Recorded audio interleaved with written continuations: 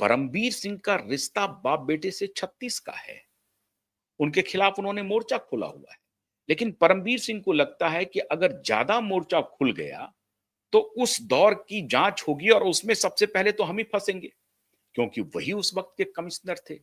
तो परमबीर सिंह बैकएंड से, पर्दे के पीछे से किसी दूसरे पुलिस ऑफिसर को इस धंधे में लगा दिया कि बीजेपी के साथ इन दोनों बाप बेटों का पैच करवाओ।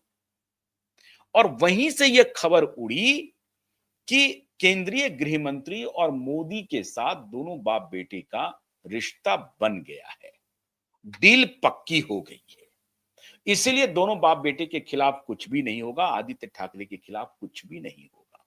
बिल्कुल ऐसी बात नहीं है। हम भी कई बार इस तरह के मूव में आ जाते थे जब लोग कहते थे, लेकिन पॉलिटिक्स अपने तरीके से वक्त लेती है, वक्त ले रही है। बड़े धैर्य की आवश्यकता होती है राजनीति में। हमारे आपके इमोशंस से, हमारे आपके जज्बात से वो चलते नहीं है। हाँ, वो चलते तब हैं जब उनको लगता है कि हमारे आपके जज्बात का असर उनकी कुर्सी पर पड़ रहा है। तब उनको लगता है कि खत्म हो गया, तब वो एक्शन कर देते हैं। जब जब उनको लगा हमारे आपके जज्बात से उनको नुकसान हो सकता है, विधानसभा चुनाव के पहले एक्टिव हो गए, लोकसभा चुनाव के पहले एक्टिव हो गए। जैसे जैसे उनको लगा कि हमारे आपके इमोशंस जो हैं वो जनता के इमोशंस को ड्राइव कर रहा है, तुरंत बीजेपी चौकन्ना हो गई और तुरंत कहने लगा, आपको याद होगा ना कि उनके deputy home minister on the floor of the house कह रहे हैं कि नहीं, हमको दिशा सालियान के पिताजी का, सतीश सालियान का एप्लीकेशन आ गया है, हमने कॉग्निजेंस ले लिया है।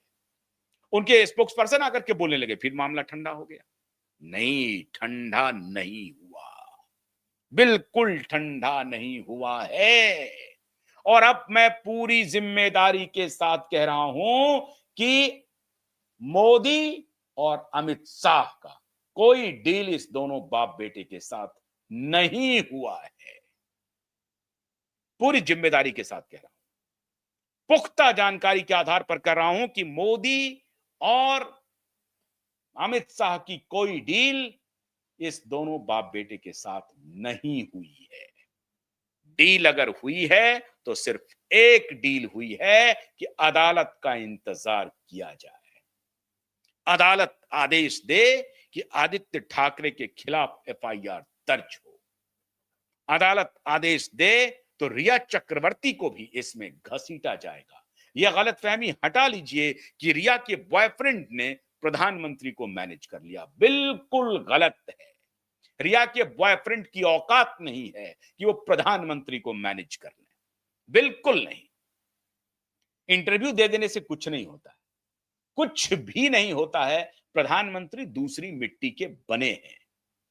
लाख थपेड़ों को झेलते हुए प्रधानमंत्री अपना रास्ता बनाते जा रहे हैं। अंतर्राष्ट्रीय स्तर पर देखिए कि किस तरीके से वो निकल रहे हैं। आज तो उन्होंने कमाल ही कर दिया, अभी किसानों के लिए जो काम कर रहे हैं, अद्भुत। अभी किसानों के लिए भी उन्होंने बहुत जबरदस्त मास्टर स्ट्रोक चल दिया है।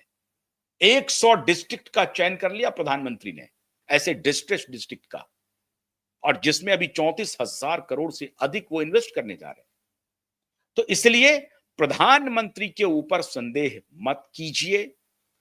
गुस्सा हमें भी है, आपको भी है, हम दोनों आदमी गुस्से में हैं और हमारे गुस्से को हमारे प्रधानमंत्री जान रहे हैं, समझ रहे हैं। इसलिए हमारे गुस्से का प्रतिफल होगा। और अब तो साफ साफ प्रधानमंत्री नरेंद्र मोदी ने बयान दे दिया है कि ये दोनों बाप बेटे ने महाराष्ट्र को लूटा है और उसको इसकी कीमत चुकानी पड़ेगी। लेकिन पॉलिटिक्स में क्या होता है कि इसको ये लोग ट्विस्ट दे सकते हैं कि पॉलिटिकल वेंडेटा से कर रहा है हमारे बेटे के खिलाफ ये काम। तो इसीलिए वो इंतजार कर रहे हैं अदालत का, सारे साक्ष्य और फैक्ट्स, क्योंकि अल्टीमेटली ये सारा मामला अदालत में आना है। अल्टीमेटली ये सारा मामला अदालत में आना है, तो अदालत का इंतजार किया जा रहा है। आप बस थोड़ा सा और इंतजार कर लीजिए अदालत के, क्योंकि यहां भी अगर इन्होंने एफआईआर किया तो भी वो अदालत जाना है। तो ये सोच रहे हैं कि अदालत की ही तरफ से आदेश आ जाए और फिर हम इनके ऊपर हमला बोल दें। फिर हमारे पास कहने के लिए साफ साफ रहेगा कि हमने अदालत के आदेश का पालन किया है।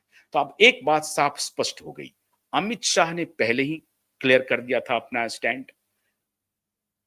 देवेंद्र फडणवीस के बारे में हम लोग शंका में रहते हैं। नहीं, आप धैर्य रखिए। देवेंद्र भी वही काम करेंगे जो अमित शाह कहेंगे।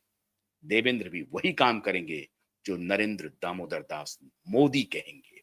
और नरेंद्र दामोदर दास मोदी ने साफ कर दिया है महाराष्ट्र की धरती पर, मुंबई में, कि ये दोनों बाप बेटे ने महाराष्ट्र को जो लूटने का खेल शुरू किया था उसका पूरा हिसाब होगा। तो धैर्य रखिए, जीत पक्की है। एक एक करके उनको सजा दी जा रही है। एक एक करके सजा दी जा रही है। एक तरफ ड्रग का जो उनका एसोसिएशन है उस पर हमला हो रहा है, और दूसरी तरफ जो कमाई का धंधा चल रहा था उस पर उनको धीरे धीरे खत्म किया जा रहा है। पूरी तरह से ये दोनों बाप बेटा राजनीति में ऑब्सोलीट हो चुका है। इनके उठने की कोई संभावना नहीं है। और ये जब भी बेड पर जाएंगे सोने के लिए तो दिशा के साथ जो इनके बेटे ने क्रूरता की है वो पूरी दुनिया जानेगी और इन्हें नींद नहीं होगी। इनके प्रशासन ने दिशा के साथ जो अन्याय किया है ये इसे सोने नहीं देगा। और क्यूबाई नेटवर्क जब तक जिंदा है तब तक शिल्पी गौतम होने नहीं देगा दिशा और सुशांत के केस को। आप ध्यान रखिए। इसलिए अपने प्रधानमंत्री पर भरोसा रखिए, अपने गृह मंत्री पर भी भरोसा रखिए। हम लोग